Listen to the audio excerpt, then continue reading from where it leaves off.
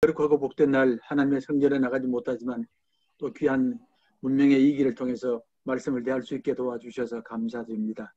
우리를 말씀으로 주셨고 말씀으로 축복해 주신 하나님께 감사드리옵고 더욱 주님께 영광 돌려드리는 우리가 되게 도와주시옵소서. 이 시간도 주의 성령으로 함께 주시옵고 말씀을 깨닫게 하시고 사랑하게 하시고 실천하게 도와주시옵소서. 예수님 이름으로 기도합니다. 아멘. 아멘. 예. 자료 보시고 지난주에 자료가 많았는데 쭉 보시면은 주된 내용이 뭐냐면은 성경이 말해주는 위대한 메시지라고 적었습니다. 성경이 말하는 위대한 메시지라고 이렇게 적었는데 우리가 성경을 보긴 봐도 성경이 얼마나 위대한가를 느끼지는 잘 못할 때가 많습니다. 그래서 성경이 가지고 있는 위대한 메시지란 말은 성경으로 말미암아 세상이 얼마나 크게 변했느냐도 우리가 알면 좋겠고 또 우리가 이를 알면서 이 귀한 메시지를 잘 간직할 수 있어야 되고요. 그래야 되는데 오히려 많은 분들이 이게 얼마나 위대한 메시지라는 것도 모를 때가 많고 또 이걸 알면서도 제대로 지키지도 못하고 이래서 그래서 제가 쭉 정리를 해놨는데 물론 성경 전체를 보면 굉장히 위대한 것들이 많이 있습니다. 우리가 예사로 보는 것도 많이 있는데 모든 것들이 위대하다는 말은 교회에게만 위대하다는 말이 아닙니다. 이건 온 세상에 위대하다는 그런 말이거든요. 온 생명들에게 축복되는 그런 메시지이기 때문에 위대하다 그랬는데 지금 도표가 보이시죠? 예. 네. 이게 늘 말씀드리는 이런 도표인데 제가 이 도표를 자꾸 말씀드리는 이유는 뭐냐면 우리가 성경 전체적으로 볼 줄 알아야 되고요. 성경 전체 그림을 그릴 줄 알아야 되는데 대부분의 교인들이 성경을 부분밖에 모르세요. 그렇죠? 부분밖에 모르니까 자칫하면 성경을 잘못 해석하는 겁니다. 우리가 이제 뭐 요즘은 이런 비유를 들면 조금 조심스러운데 뭐냐면 우리가 예전에 맹인들이 코끼리를 만질 때에 어떤 사람은 코끼리가 기둥이다 그러고 어떤 사람은 코끼리가 벽이다 그러고 어떤 사람은 코끼리가 호스라 그런 말 하지 않습니까? 코끼리는 기둥 아닙니다. 코끼리는 큰 동물이지. 왜 코끼리를 기둥이라 부분을 보기 때문에 그렇거든요. 전체를 보지 못하고 부분을 보기 때문에 그런데 그래서 우리가 이제 제가 뭐 그림 그린 대로 이렇게 보여드리면 성경 전체가 눈에 보이는 게 아닙니다. 성경 전체가 눈에 보여서 성경 전체가 하나의 주제를 가지고 있고 그게 바로 하나님의 나라입니다. 하나님의 나라라는 주제를 가지고 있고 그 하나님의 나라가 시작이 됐다가 어려움을 겪었다가 다시 아브라함을 통해서 새롭게 시작하고 또 예수님께서 오셨을 때에 선포하시고 마지막 완성이 남았습니다. 이렇게 드라마처럼 쭉 전개된다는 것을 우리가 알아야 되는데 우리가 이제 교회선이 이제 경험하는 건 뭐냐면 자꾸 교인들이 구약과 신약을 차별하세요. 차별을 많이 하시죠. 구약과 신약을 차별을 많이 합니다. 대개 우리는 신약은 열심히 보는데 구약은 잘 모르기도 하고 또 차별하기도 하고 그렇거든요. 근데 그건 참 잘못된 자세입니다. 왜냐하면 구약이 없이는 신약이 안 되고요. 구약에 하나님의 종들이 준비를 다 했기 때문에 예수님 오셨는데 이걸 자꾸 차별하면 안 되고 당연히 구약의 도움을 받아서 신약이 이어져 나가고 그렇다는 것도 알아야 되고 또 한 가지는 사실은 하나님의 큰 계획과 역사들은 구약에 다 나와 있습니다. 이미 내가 앞으로 이 땅을 이렇게 하겠다는 그런 게 다 이제 선포가 되어 있는데 우리가 그걸 자꾸 모르니까 신약이 와서도 다르게 이해를 하는 겁니다. 그러니까 이제 우리가 신약과 구약이 한 형제거든요. 한 형제고 한 얘기이기 때문에 신구약을 같이 봐야 됩니다 하는 그런 말입니다. 뭐 제가 뭐 제 설교를 들을 때마다 아실 텐데 저는 항상 구약과 신약을 함께 합니다. 함께 하는 이유가 뭐냐면은 구약과 신약이 한 책이라는 것을 알게 해야 되는데 교인들이 자꾸 구약을 무시하기 때문에 제가 그래서 일부러 구약과 신약을 함께 한다는 것 말씀드리겠고요. 우선 한번 유인을 보시면서 뭐가 있는지를 한번 보면 좋겠습니다. 기독교가 이 땅에 끼친 위대한 메시지들이 있거든요. 굉장히 위대한 메시지들이 있습니다.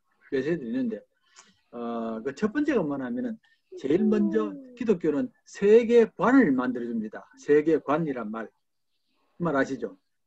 세상이 뭔가를 말해주는 큰 메시지를 담고 있는 겁니다. 이게 창세기 1장 아닙니까? 창세기 1장과 2장, 3장 걸쳐서 나오는데 이 창세기 1장과 2장에 나오는 얘기는 우리가 철학자들이 말할 때는 이게 세계관을 말해주는 겁니다. 세상은 이렇다는 것을 알아야 된다. 그래야만이 여러분들의 삶이나 여러분들의 모든 활동들이 건강하고 복되게 이루어진다는 그 말입니다. 그러니까 사람들이 세계관을 대개는 모르세요. 제가 이제 교인들한테 이제 여러분은 어떤 세계관을 가지고 있습니까? 이렇게 물으면 답하는 사람이 거의 없습니다. 이건 워낙 무거운 질문이기 때문에 힘든 질문이기 때문에 그렇거든요. 그런데 이제 아버님 강우 목소리 좀 줄여주세요. 강우 소리 잡으면 네. 예. 그러니까 이 질문을 누구에게 제가 해야 되냐면 굉장히 그 유명한 철학자들에게 해야만이 답이 나오는 질문입니다. 이건 보통 사람이 할 수 없는 질문입니다. 그래서 철학을 공부하는 사람들은 제일 힘든 주제가 세계관이라고 그래요. 이게 워낙 넓고 크기 때문에 어떻게 세계관을 말하냐 그 말입니다. 자, 그런데 성경은 처음부터 말해주거든요. 처음부터 세계관을 말합니다. 하나님이 세상을 만드셨고 하나님이 세상을 사랑하시고 만물의 질서가 있습니다. 하나님은 평화로 만들어졌습니다. 하나님이 기쁨으로 만드셨습니다. 이런 게 세계관이 만들어지는 겁니다. 그러면 예수 믿는 사람들은 이 세계관에 따라서 사는 겁니다. 세상을 바라볼 때에 감사하게 되고 세상을 사랑하게 되고 또 세상을 잘 돌보게 되고 이게 세계관 때문에 그렇습니다. 이해되시죠? 예. 근데 불교는 전혀 다릅니다. 불교 세계관이 뭐냐고 그러면 되게 불교는 부정적입니다. 왜냐하면 빨리 속세를 떠나야 되기 때문에 속세를 떠나서 극락 가야 되잖아요. 그 말은 세계가 사실은 굉장히 고통스럽다는 겁니다. 고통스러운 자리라고 이렇게 말하기 때문에 이분들의 삶의 모습이 고통스럽습니다. 그런데 기독교는 아닙니다. 기독교는 처음부터 세상은 하나님이 극히 사랑하시는 세상이고 하나님이 돌보시는 세상이고 심히 기뻐하시는 세상이다. 그럼 우리도 그렇게 살아야 되는 겁니다. 이게 세계관입니다. 세계관이어서 우리가 이제 제일 먼저 늘 기억할 것만 하면 세상이 어떻다는 것도 알아야 되고 거기에 따라서 우리 삶이 어떻게 살아야 된다는 것도 알아야 되고 그리고 역사가 세상 속에서 어떻게 흘러가느냐도 알아야 되는 게 세계관과 관계되는 겁니다. 그래서 우리가 이제 참 예수를 믿으면서 세계관을 갖는다는 게 얼마나 큰 축복이고 특권인지 모릅니다. 이거는 뭐 어마어마한 일을 우리가 지금 알고 있는 겁니다. 제가 그 뒤에 바벨론 세계관을 적어놨지 않습니까? 바벨론 세계관을 적어놔야 되는데 바벨론 세계관을 왜 적었냐면 이스라엘 백성이 바벨론에 끌려갔다가 바벨론이 가지고 있는 세계관을 배운 겁니다. 네. 근데 바벨론 세계관을 배웠더니만 지금까지 성경이 말하는 세계관과는 전혀 다른 세계관이 나타나게 됩니다. 전혀 다른 세계관이 나타나게 되는데 그 세계관은 뭐냐면 신이 한 분이 아니고 신이 굉장히 많습니다. 온 세상에 신이 많고 두 번째는 신들끼리 전쟁이 굉장합니다. 서로 싸우고 힘 있는 자가 이기고 힘 없는 자가 지고 그리고 그 바벨론 세계관에서는 사람은 되게 비천한 존재세요. 사람은 모든 신들을 다 먹여 살려야 되는 제일 비천한 존재입니다. 이게 바벨론 세계관입니다. 그런데 이제 이스라엘 백성이 바벨론에 끌려가서 이 세계관을 보니까 너무너무 다른데 놀라운 것은 이 세계관이 너무너무 현실적인 겁니다. 현실이 그런 겁니다. 그래서 많은 사람들이 창세기 세계관을 버리고 바벨론 창세기 세계관을 넘어가 버립니다. 왜냐하면 현실이 그렇기 때문에 그렇습니다.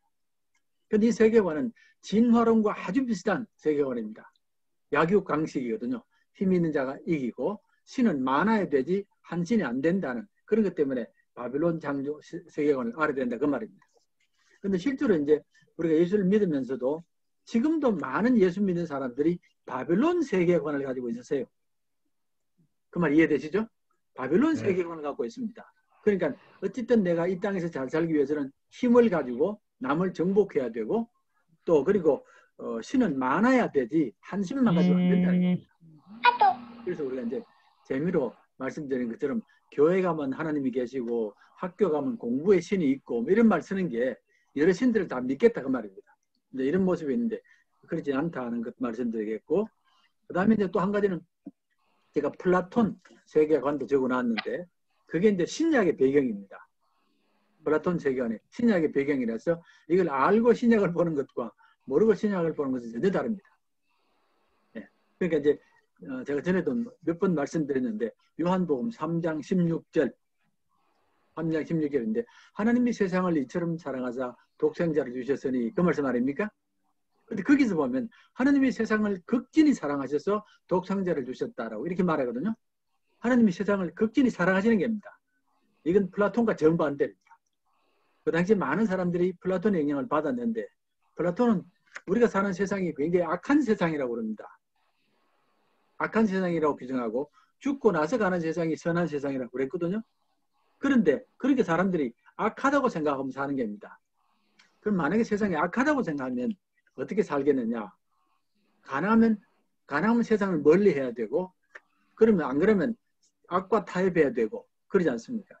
그런데 이제 신약이 그렇지 않습니다. 신약에는 비록 세상에 죄가 많아도 하나님이 사랑하시고 하나님이 늘 돌보시는 세상이다.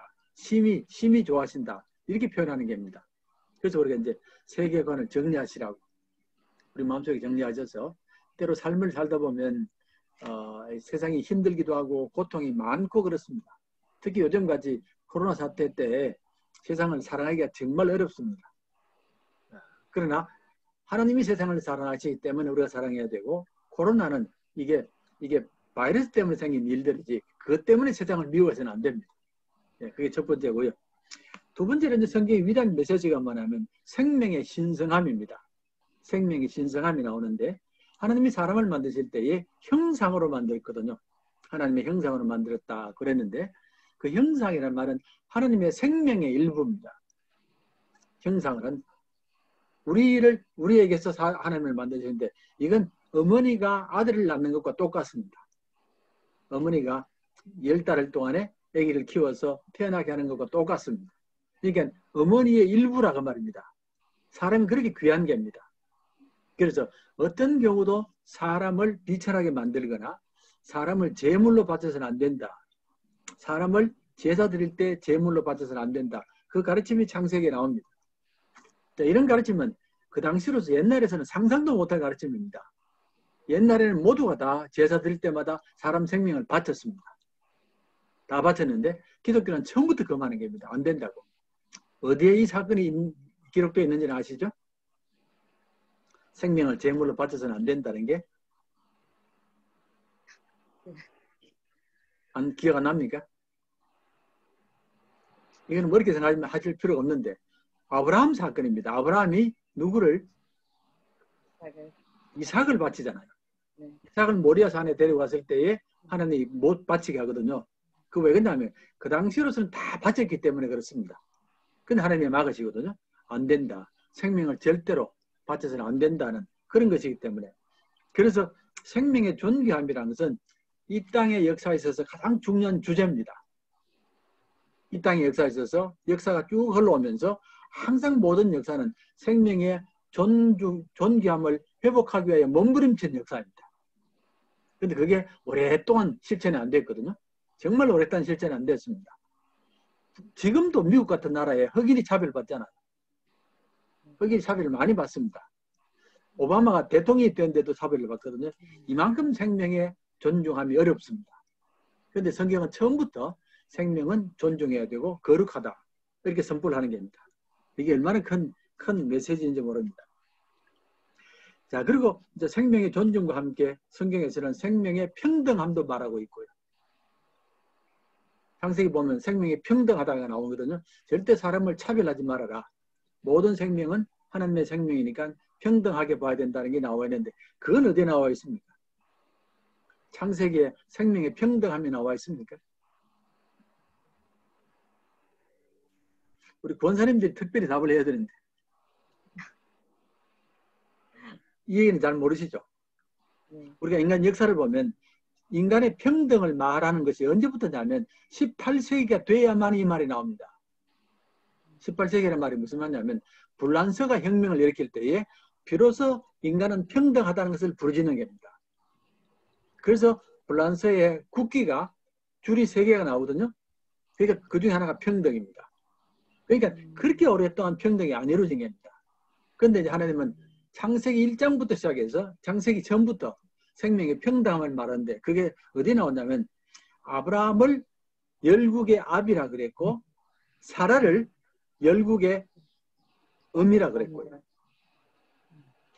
옛날에는 이런 표현 죄송한데 옛날에는 여자는 남자와 비교해서 비교도 안 됩니다. 철저하게 비하받았거든요. 그런데 아브라함과 사라를 동등한 지위에 두는 겁니다. 예, 이게 바로 세상을 바꾸는 첫 번째 사건입니다. 사람은 평등하지 어떤 경우도 차별해서는 안 된다. 남녀 차별해서 안 되고 장애인과 정상인을 차별해서는 안 되고 이런 것들이 쭉 나타나기 시작하는 겁니다. 이게 이제 하나님의 형상 속에 담긴 그런 뜻입니다. 세 번째가 뭐냐면 성경에서는 죄가 나옵니다.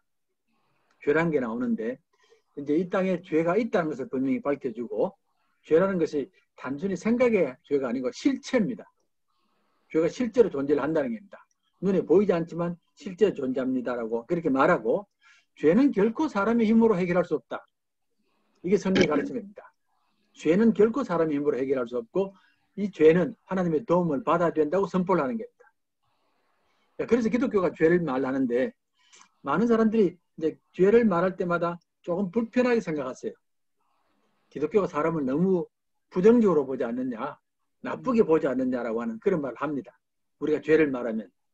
근데 성경의 뜻은 전혀 그건 아닙니다.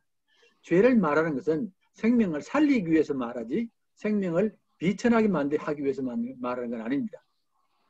우리 의사들이 환자들 병을 막 고칠 때에 병을 말하잖아요.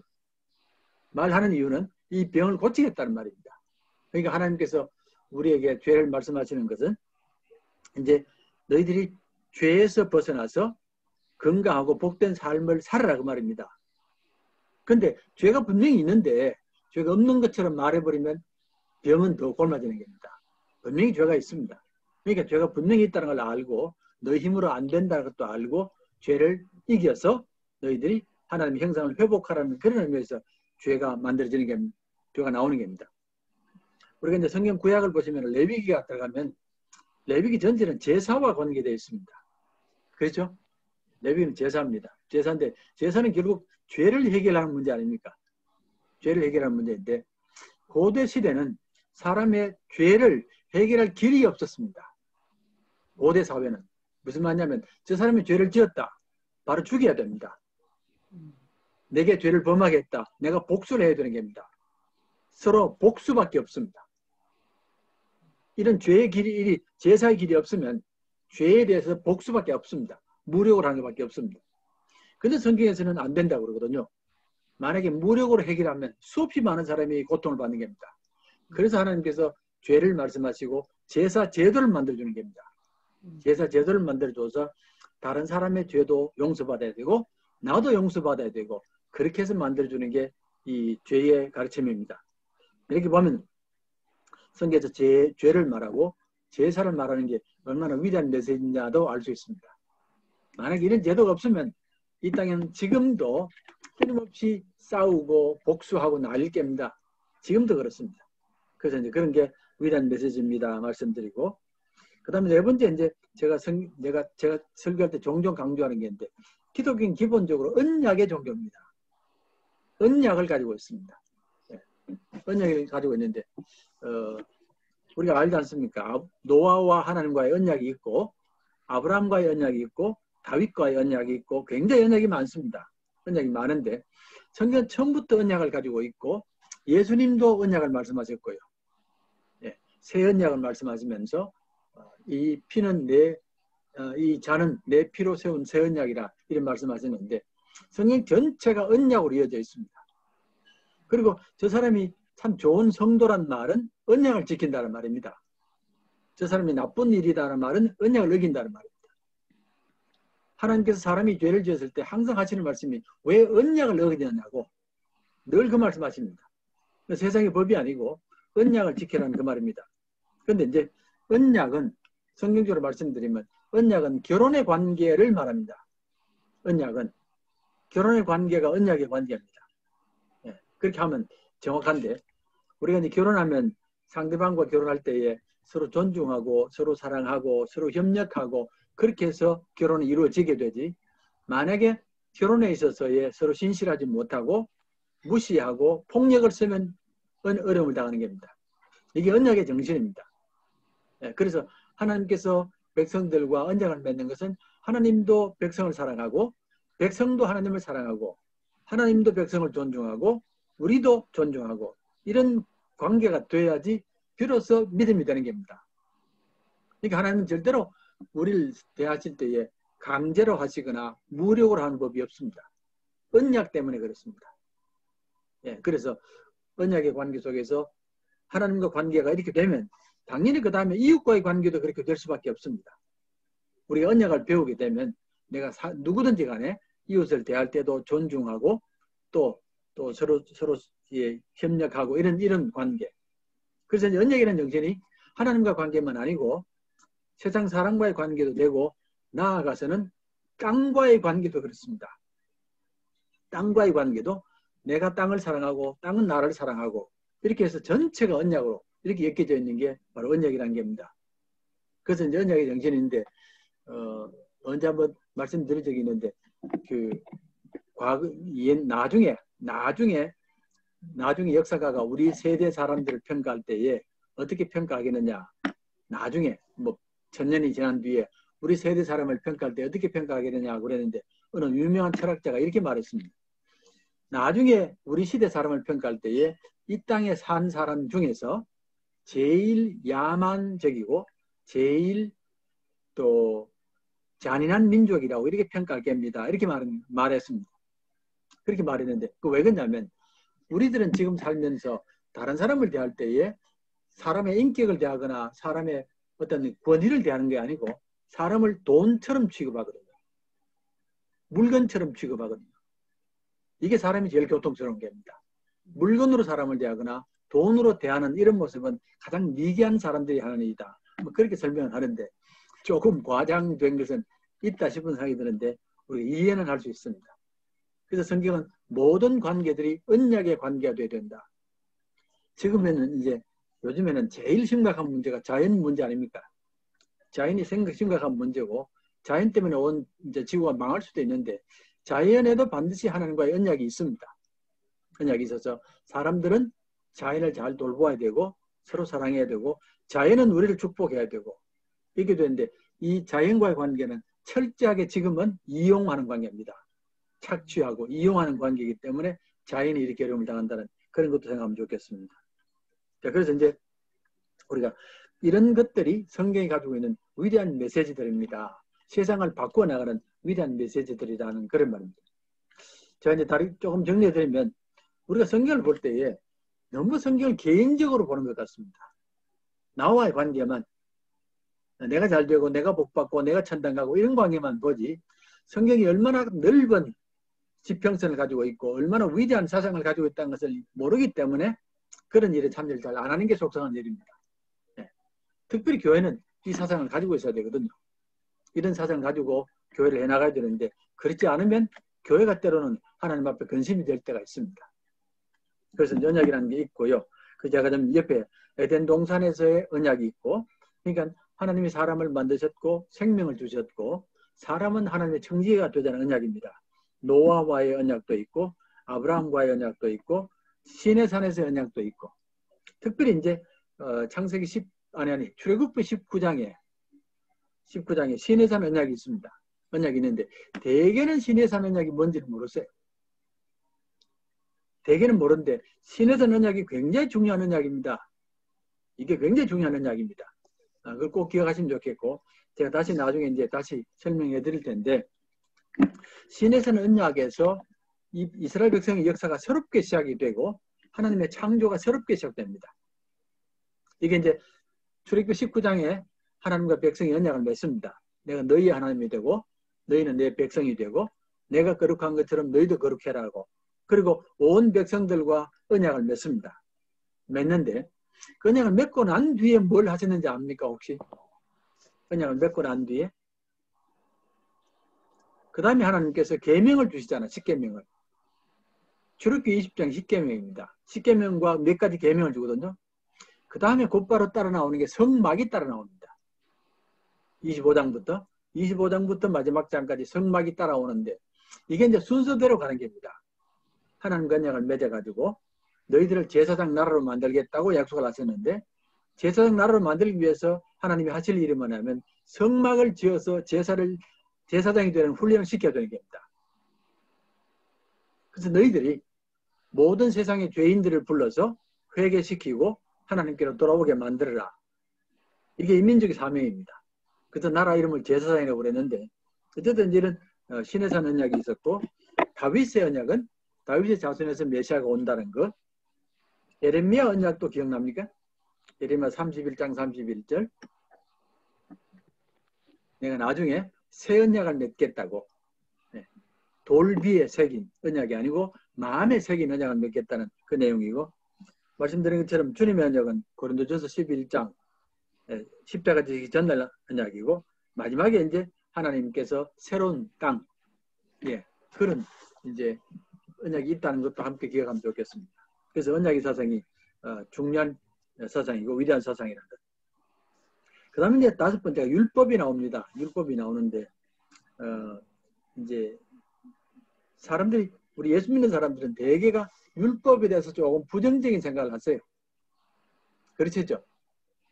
율법에 대해서 부정적으로 생각합니다. 왜냐하면 바울이 늘 하는 말이 뭐냐면 우리가 은혜로 구원받지 율법으로 구원받는 것은 아닙니다. 그렇게 말하지 않습니까? 율법으로 구원을 못 받는다고 그런 얘기를 하는데 이제 그 말이 맞긴 맞습니다. 맞는데 실제로 율법이 얼마나 위대한 가르침인지 모릅니다. 구약시대에는. 뭐냐면 아까 말씀드린 것처럼 옛날에는 법이 없습니다. 고대 사회는 법이 없습니다. 힘 있는 자가 법입니다. 왕이 법 아닙니까? 왕이 마음대로 하지 않습니까? 그런데 어느 날 법을 만드는 겁니다. 법을 만들어 놓고 모두가 이 따르라고 지키라고 그러면 왕도 꼼짝을 못합니다. 왕이 저 사람이 아무리 미워도 내 마음대로 함부로 못한다는 겁니다. 법이 있기 때문에 그렇습니다. 그런 법이 있으면 연약한 사람들이 삽니다. 불쌍한 사람들이 살고요. 법이 없으면 이런 사람들이 다 버림을 받거나 고통을 받게 되는 겁니다. 그래서 최초로 이 땅에 법이 만들어집니다.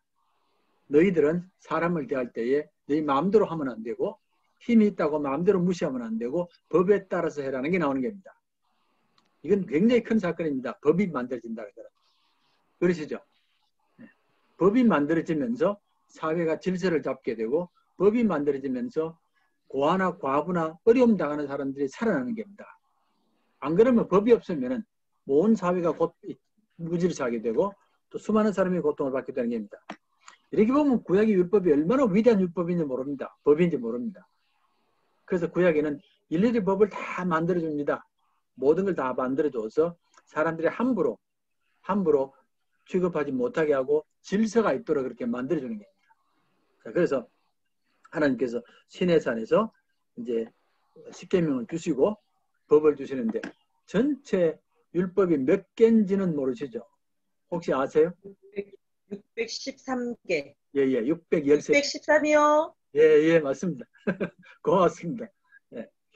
이제 우리 십계명만 우리가 계명이라고 그러는데 실제로는 613개 계명이 있습니다. 십계명은 전체를 요약해서 앞에서 보여주는 서론 비슷합니다. 10개는 그렇고 나머지 613개가 있거든요. 합쳐서 613개가 있습니다. 613개 중에서는 하나님과 관계된 것도 있고 이웃과 관계된 것도 있고 우리 또 땅과 관계된 것도 있고 온갖 것들이 다 있습니다. 그러니까 모든 것들을 하나님께서 하나님의 뜻대로 이렇게 하라고 만든 법이 바로 하나님의 법입니다. 그런데 제가 이제 거기 옆에 함무라비 법전도 적어놨거든요. 함무라비 법전은 유명한 법전 아닙니까? 이게 학교에서 많이 배운 법전인데 이것과 기독교를 비교해보면 굉장히 다릅니다. 함무라비 법전은 철저하게 왕 중심입니다. 함무라비 왕이 만들었기 때문에 물론 백성들을 위한 법도 많이 있는데 조금이라도 왕에게 불리하면 다 없애버립니다. 당연히 그럴 수밖에 없습니다. 그런데 기독교 법은 왕 중심이 아니고 백성 중심입니다. 백성들에게 우상을 못 섬기게 하는 것은 우상을 섬기는 백성이 천해지기 때문이고 모든 백성들은 반드시 하루를 쉬어야 됩니다. 일주일에. 이런 것들이 다 백성을 위한 법이라는 것 그런 면에서 기억하시면 좋겠고요. 뒤에 보면 식사법이 나오는데 이게 참 어려운 법이 하나 있습니다. 그건 아시죠? 무엇은 먹고 먹지 말라는 거. 네. 어떤 고기는 먹고 어떤 고기는 먹지 말고 어떤 물고기는 먹고 이렇게 나오지 않습니까? 네. 자, 이걸 사람마다 해석이 굉장히 많이 다릅니다. 많이 다른데 이제 어떤 분들은 이제 광야에서 자칫하면 이제 바이러스가 돌아가기 때문에 그 바이러스 때문에 이런 것은 먹고 못하게 했다. 돼지는 바이러스가 많다. 소는 아니다. 뭐 그런 얘기도 하고 이런 얘기를 하는데 유대인들은 해석을 이렇게 합니다. 식사법이란 것은 하나님의 창조 질서를 따라가야 됩니다. 하나님의 창조 질서를 따라가서 거룩해야 된다고 하는 그런 뜻을 갖고 있다고 합니다. 자, 거룩한다는 말의 뜻은 무슨 말이냐면은 당연히 하나님은 거룩한 분이기 때문에 사람과 다릅니다. 사람은 거룩하기 때문에 동물과 다르고요. 그러니까 사람은 사람이고 하나님은 하나님이고 동물은 동물입니다. 근데 어떤 동물은 이게 사람인지 하나님인지 모르는 게 있어. 아니, 사람인지 동물인지 모르는 게 있습니다. 경계를 왔다 갔다 하는 게 있다고 말입니다. 그게 이제 개구리가 대표적인 게인데, 개구리는 물에도 있고 땅에도 살고 이랬습니다. 이런 건 불결합니다. 물에 살면 물에 살아야 되고, 땅에 살면 땅에 살아야 되고, 넘어가면 안 되는 게입니다. 그래서 이제 식사법을 그렇게 구분했다고 합니다. 그러니까, 물론 이제 그 보건적인 면도 있다는 말을 하긴 하는데, 그보다 더 중요한 것은 예수 믿는 사람들은 항상 하나님의 창조 질서를 따라가는 것을 배우기 위해서 식사를 그렇게 한다는 그 말입니다. 저는 그게 더 뜻이 좋다고 생각합니다. 자, 여기까지 혹시 질문 있으면 하시고요.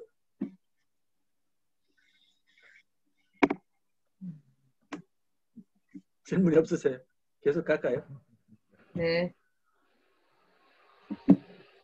제가 오늘 설교하면서 그 왜 탈북자들하고 제가 제자화 한다는 말씀 안 드렸습니까?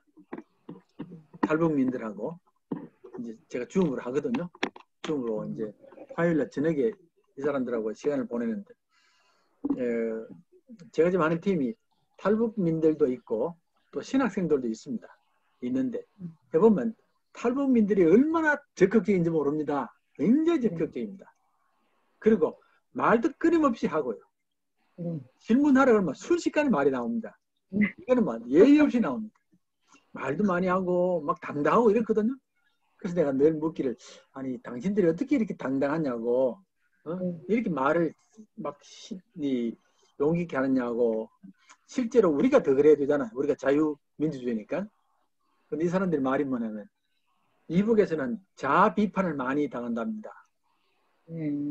자아 비판을 많이 하기 때문에 많은 끝에 자기가 말을 잘못하거나 죄를 인정해버리면 큰일 난다는 겁니다. 그러니까 그걸 워낙 많이 하기 때문에 말을 잘합니다라고 합니다. 네. 네, 어쨌든 탈북자들은 그렇습니다. 자, 그래서 우리가 이제 성경이 가지고 있는 위대한 메시지들을 조금 정리하시면 좋겠고, 그 다음에 나오는 중요한 개념 중에 하나가 희년입니다.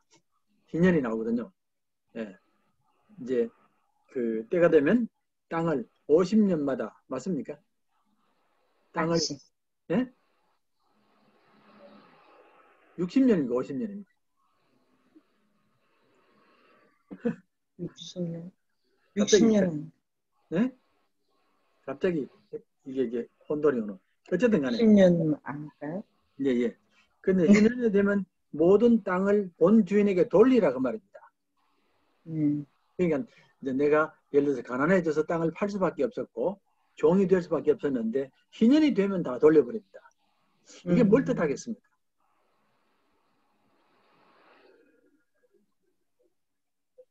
예, 이거 굉장히 큰 사건이거든요. 안식. 네. 안식. 이제 지금부터 아마 한 10여 년이 됐는지 모르겠는데 어떤 결정을 한번 하려고 그랬냐면 세계적으로 아프리카가 지고 있는 모든 빚을 다 탕감하자는 말이 있었습니다. 아프리카 나라들이. 그때 이걸 우리가 희년으로 생각하고 아프리카 빚을 다 탕감해야만 이 사람들이 다시금 발전을 하지 빚을 가지고 있으면 안 된다는 말을 하거든요. 왜냐하면 옛날에 그 영국이나 스페인이나 포르투갈 같은 나라가 그 나라를 점령합니다. 점령해서 굉장히 많은 것을 빼앗아 오는데 그리고서 이 나라가 빚을 지게 만들어 버립니다. 아프리카 나라들이. 그리고 빚을 지고 나서 계속 돈을 갚게 만들어 놓는 겁니다. 나는 내국 봤어.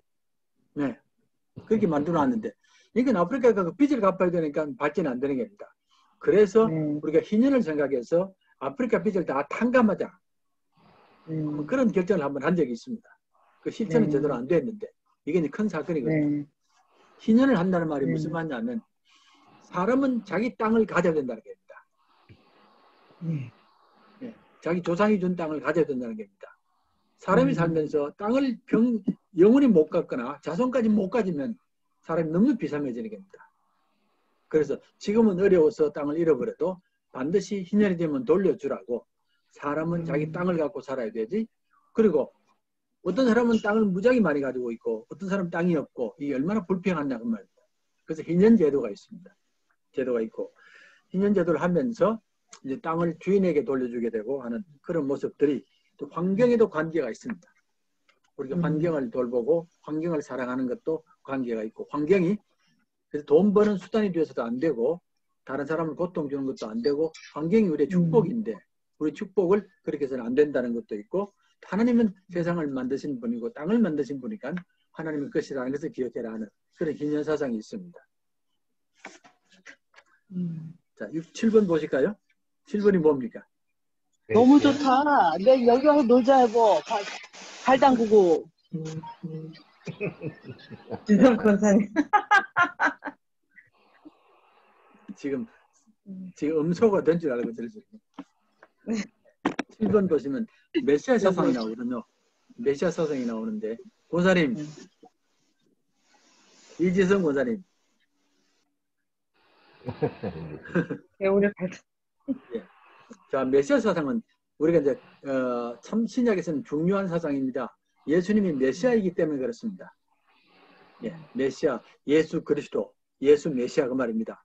그게 이제 메시아 사상이니까 우리가 익히 알고 있고 또 중요하게 생각하는데, 메시아 사상은 어떤 면에서는 이 땅의 정치를 새롭게 만든 사상이라고 해도 괜찮습니다. 정치를 새롭게 만든 사상입니다. 왕과 제사장과 선지자로 삼권 분립을 시키는 겁니다. 제가 지난번에 정치할 때 설교를 해드렸는데, 왕과 제사장과 선지자로 삼권 분립을 시켜놓고 절대로 못 넘어가게 합니다. 왕은 제사장으로 넘어가면 안 되고, 제사장은 선지자가 되면 안 되고, 선지자는 제사장이 되면 안 되고, 그렇습니다. 굉장히 엄격합니다. 예, 그러니까 이제 사울 왕이 나중에 제사를 드리려고 그러잖아요. 제사장으로 넘어가다가 그만 하나님께 크게 여름을 당해버립니다. 그 사건 아시죠? 크게 여름을 당하는데, 또 선지자가 제사장으로 넘어와도 큰일 납니다. 지난 2주 전인가 김광식 목사님 설교하시던데, 나답과 아비후 사건 기억나시죠? 기억 안 납니까? 아론의 아들이 나답과 아비후 아닙니까? 아론의 아들이 죽게 되는데 그 죽는 이유가 뭔지는 아시죠? 예배를 드릴 때에 하나님이 말씀하신 그 불을 안 드리고 다른 불을 들여서 죽습니다. 그것도 참 속이 상한 건 뭐냐면은, 그 죽는 아들 둘이 다 죽는데, 죽는 날이 언제냐면 아론이 대제사장으로 위임받는 날 죽습니다. 위임받는 날입니다. 성경을 보시면 그렇거든요. 성경에 아론이 이제 대제사장으로 위임을 받는 겁니다. 받는데 일주일 동안 예배를 드리거든요. 제사를 드리면서 하나님이 일일이 다 지시합니다. 재물은 어떻게 바쳐야 되고, 순서는 어떻게 해야 되고, 뭘 사용해야 되고 다 지시합니다. 불은 어떻게 하는데, 그 말은 어느 하나도 하나님의 말씀에서 벗어나면 안 됩니다. 제사장은. 제사장에게는 굉장히 엄격합니다. 하나님이. 굉장히 엄격하게 다 했거든요. 그때 아들들이 다 봤습니다. 다 보고 함께 참여했거든요. 그런데 아들이 자기들의 순서가 되었을 때에 엉뚱한 불을 들인 겁니다. 그래서 어려움을 당합니다. 그러니까 제사법은 굉장히 엄격합니다. 엄격해서 하나님이 좀 더 양보를 안 합니다. 왜냐하면 제사법이 무너지면 다른 게 다 함께 무너지기 때문에 그렇습니다. 이거는 이제 교회도 관계 있는데, 교회 예배가 무너지면 딴 게 다 무너집니다. 그래서 예배에 관해서는, 제사에 관해서는 굉장히 하나님께서 아론에게 맡기고 엄격하게 지켜버립니다. 이게 이제 제사장의 자리고, 선지자는 마찬가지로 선지자는 왕이나 제사장이 잘못할 때 선지자가 책망을 해버리거든요. 심하게 책망을 합니다. 그렇게 해서는 안 된다고 책망을 해나가는데 선지자들이 늘 하는 말이 뭐냐면은 제사를 잘못 드리면 굉장히 책망을 많이 합니다. 이사야도 그랬고 예레미야도 그랬고 아모스도 그랬고 제사를 잘못 드릴 때에 책망을 많이 하는 겁니다. 그래서 이 세 됐습니까? 네, 됐습니다. 예, 그래서 이제 이게 바로 이제 예수 그리스도의 직책을 말하기도 하고 예수님은 왕이고 제사장이고 선지자고 이게 이제 사회로 넘어가면 나라의 정치 제도를 만들 때에 삼권 분립이 만들어지는 겁니다. 그런데 이 삼권 분립이 만들어지는 것도 굉장한 오랜 시간이 걸립니다. 굉장히 오랜 시간이 걸려서 마침내 지금은 이제 삼권 분립이 만들어졌습니다. 만들어졌는데 이것도 큰 하나님의 역사라고 그렇게 볼 수 있습니다. 그 밑에 스캇 맥나이트라는 분이 글을 적어놨거든요. 적어놨는데 이 글은 신약을 읽기 전에 먼저 보아야 될 글입니다 하는 그런 제목이 붙었습니다. 우리가 신약을 읽을 때에 읽기 전에 먼저 이걸 보면 좋습니다 라고 하는데 왜냐하면 그 당시 사람들이 메시아를 어떻게 기대했는지를 기록한 겁니다. 그 당시 많은 유대인들이 메시아가 아주 힘이 있는 로마를 물리치는 그런 메시아로 기대했다는 것을 보여주는 그런 내용이기 때문에 그렇습니다. 네, 그렇게 이해하시면 좋겠고요. 하나만 더 하십시다. 교회만 더 하십시다. 네, 하나만 더 하면 좋겠는데 이 땅에 교회가 세워진 게 얼마나 큰 역사인지 모르고 이 교회가 그 세상을 변화시키는 가장 큰 중심되는 기관입니다. 교회가 그렇습니다. 네. 구약에도 교회가 있었고 신약에도 교회가 있었고요. 형태는 달라도 당연히 구약에도 교회가 있습니다. 네. 제일 첫 번째 교회는 아브라함이 가지고 있는 가족교회입니다. 가족교회인데 그게 점점 시간이 지나면서 지금 모습으로 변화되어 왔는데 교회의 근본은 시내산에서 말했던 제사장 나라가 근본입니다. 제사장 나라가 근본입니다. 교회의 근본입니다. 이게 제가 말씀드렸지 않습니까? 시내산에서 하나님께서 이 백성들과 이제 언약을 맺게 되는데 언약을 맺고 나서 곧바로 이 백성들을 나라로 만들어 버립니다. 예, 국가로 만든다는 말입니다. 애굽에 있을 때는 종으로 살던 사람을 이 사람들을 자유케 만들어 놓고 하나님이 곧바로 국가로 만들어 버리는데 국가 이름이 제사장 나라입니다. 예, 그리고 백성을 부를 때 거룩한 백성이라고 부릅니다. 그리고 법은 하나님의 십계명이 주어졌습니다. 그러면 법도 있고 백성도 있고 또 그리고 주권은 하나님이 주권을 가지고 계시고 나라 이름은 제사장 나라입니다. 이렇게 결정이 됐는데 제가 뭐가 없다고 그랬습니까? 이 나라가. 정치? 이 나라가 뭐가 없습니까? 시내산에서 나라가 땅이 없어요. 땅이 없다. 땅이. 예. 퍼센트 듣고 계시네. 예. 나라가 만들어졌는데 땅이 없습니다. 지금 시내산은 자기 땅이 아닙니다. 그러니까 이 땅에 유일하게 땅 없이 시작된 나라가 이 나라입니다. 하나님이 분명히 제사장 나라 그랬거든요. 그럼 나라라면 분명히 땅이 있어야 되고 백성이 있어야 되고 주권이 있어야 되고 마지막 법이 있어야 되는데 주권은 하나님이고 백성은 거룩한 백성이 있고 지금 그런데 이 나라가 땅이 없습니다. 근데 그건 그 앞전에 나와 있습니다. 성경에 세계가 다 내게 속하였나니 그 말씀 기억납니까? 네. 온 세계가 내게 속하였나니 그 말이면은 너희들의 땅은 온 세계란 말입니다. 너희들은 특정한 땅의 백성이 아니고 온 세계 백성이 되어야 된다. 이렇게 말하는 겁니다. 그래서 이제 땅이 없습니다. 땅이 없는데 그때 하나님께서 이 백성을 제사장 나라라고 이름을 지어줬고 백성은 거룩한 백성이라고 이름을 지어줬습니다. 줬는데 이게 교회의 근본입니다. 교회의 근본입니다. 그러니까 제사장들이 하는 일이 뭐냐면은 세상에 믿지 않는 백성들을 우상을 섬기는 백성을 불러와서 죄를 회개케 하고 거룩하게 해서 하나님께로 돌아가게 만드는 겁니다. 이게 제사장입니다. 그러면 교회가 하는 가장 근본적인 일은 뭐냐면 세상 사람들을 하나님께로 인도해서 회개시키고 하나님의 백성 만드는 게 교회가 하는 일입니다. 그 말이 맞습니까? 이게 교회입니다. 예, 교회는 그게 바로 교회인데 그래서 제사장 나라인데 여러분이 이제 신약으로 넘어가면 베드로전서 2장 9절 혹시 기억납니까? 제가 한번 읽어드릴까요? 베드로전서 2장 9절 읽으면 똑같은 말이 나옵니다. 예.